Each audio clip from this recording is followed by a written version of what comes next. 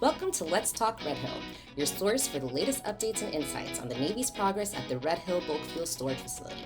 This podcast is dedicated to keeping you informed, addressing your concerns, and sharing progress straight from the experts leading the way. Welcome to another episode of Let's Talk Red Hill. I'm Rear Admiral Mark Williams. Today we're speaking with Captain Rob Kleinman, one of our senior leaders here at the Navy Closure Task Force, who's overseeing the decommissioning line of effort and our overall operational coordination. Rob, thank you for joining me. Happy to be here, sir. So you've been involved with Red Hill and some associations since 2021. It's pretty fair to say that you're well-versed on our mission? Yes, sir. I've been involved with the Red Hill mission in various roles. After the fuel release in November 2021, I was assigned to support the emergency response and system recovery. And then that next summer, in summer 2022, I became the Public Works Director here at Joint Base. I was in that job for 3 years until this last July. About 2 months ago, I shifted over to the Navy Closure Task Force, where I'm now responsible for the decommission aspects of our mission. So help our audience understand the timeline of events that led to the creation and the stand-up of the Navy Closure Task Force, and how involvement and coordination with the regulatory bodies, the EPA and Department of Health, has been at the forefront since the beginning. Yes, sir. So following the November 2021 fuel release, the Navy took immediate steps to secure the Red Hill shaft. One of those key early initiatives was establishing the Interagency Drinking Water System Team, and that was done in early December 2021. This brought together experts from the federal, state, and local agencies to guide the recovery efforts. A month later, in January 2022, we installed a granular activated carbon, or GAC, system at the Red Hill shaft to create a capture zone and limit the potential for fuel migration. Concurrently on those efforts, we initiated zone-by-zone flushing of the entire Joint Base drinking water system, which then ultimately led to the Hawaii Department of Health in March 2022 amending its health advisory and determining the water was safe for use. So once the water was deemed safe and we restored the system, what was next? So exact same time in March 2022, after DOH amended the health advisory, the then Secretary of Defense directed and ordered the defueling and permanent closure of Red Hill. This led to the establishment of Joint Task Force Red Hill, which was responsible and charged for overseeing defueling, which it completed in early 2024. That following spring in 2024, Navy Closure Task Force was created.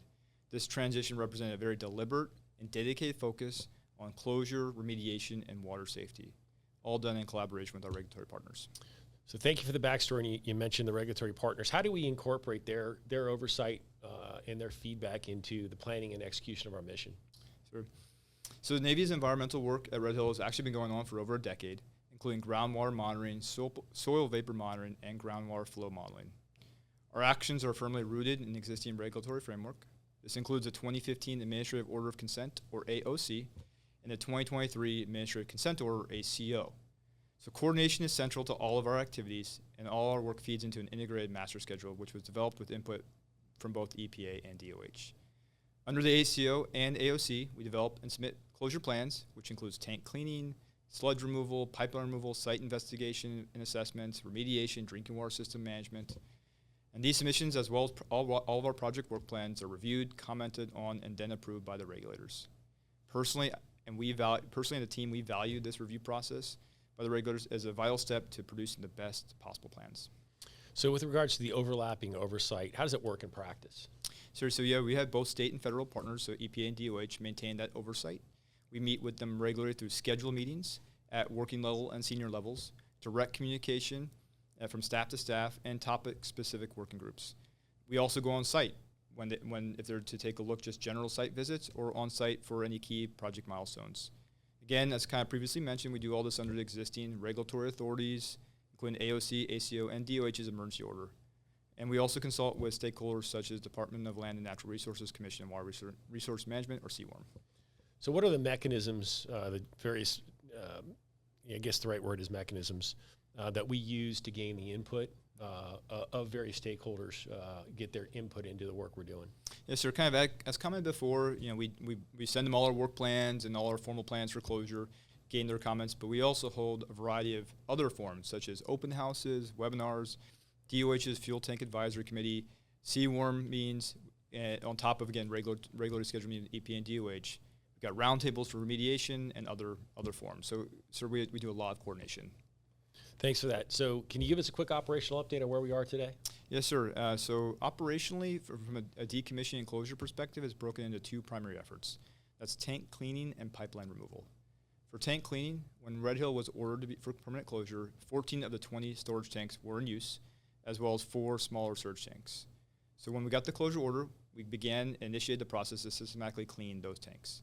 This is a deliberate process that involves degassing the tanks, which is making them safe for entry by people, removing any residual sludge which remained at the bottom of the tanks following gravity defueling, and performing structural inspections, repairs, and then putting the apparatus and items that need to be put inside the tank so we can actually pressure wash the interior. And then we follow up that with actually verification that the interior tanks are clean through a wipe test. Pipeline removal. So for those that are not aware, the Red Hill facility is actually located 3 miles away from Pearl Harbor itself, and there are 3 pipelines that connect that facility, or did connect that facility to Pearl Harbor. So that's 10 miles of pipeline. So the removal effort includes removing any remaining fuel or sludge which didn't come out during gravity defueling, cutting them into sections, about 9-foot sections, so it's a lot of cuts when you're thinking 10 miles of line, and then properly removing it from this facility safely, and then disposing it for recycling at an approved facility in the continental United States. As of this morning, we've captured about 2,500 gallons of remaining fuel in those lines. And how are we engaging the community with this sort of operational update information? So Navy Closure Task Force, we develop an annual community engagement plan. This includes open houses, webinars, forums like this, stakeholder forums. As an example, we hosted an open house on August 20th, which included EPA, to provide updates and gather community feedback on closure, remediation, and water safety. We also provide regular operational updates and upload key documents to our website and the Navy Closure Task Force mobile app.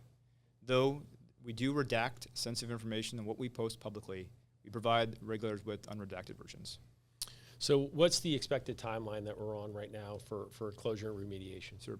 So our expected timeline for closure remediation is really rooted in the pipeline removal and clean and verification and tank clean. We think it's going to take about 3 to 4 years, really extending in 2028. Environmental remediation, though, will be an ongoing mission, which includes site assessment, then remediation, and long-term monitoring. The schedule aligns with what we've coordinated with EPA and DOH and community engagements. So thank you for the exceptional explanation of all the challenging coordination that occurs behind the scenes to make this mission happen. Any closing thoughts? So I'd like to extend my appreciation to our regulatory partners and other partners in the community and their patience as we move through this safely and deliberately.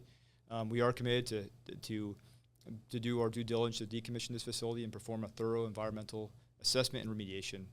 Our commitment is transparency, but ensuring we apply the appropriate scientific rigor to bring this historic facility to a closure. Thank you. And to our audience, thank you for joining us. For more information on Navy Closure Task Force activities and progress, please visit our website at www.navyclosuretaskforce.navy.mil, and we'll see you next time on Let's Talk Red Hill. There you go. Mahalo for listening to Let's Talk Red Hill. Stay tuned for our next episode, and be sure to subscribe to stay up to date. Be sure to download the mobile app by searching NCTF Red Hill in the Apple Store or Google Play.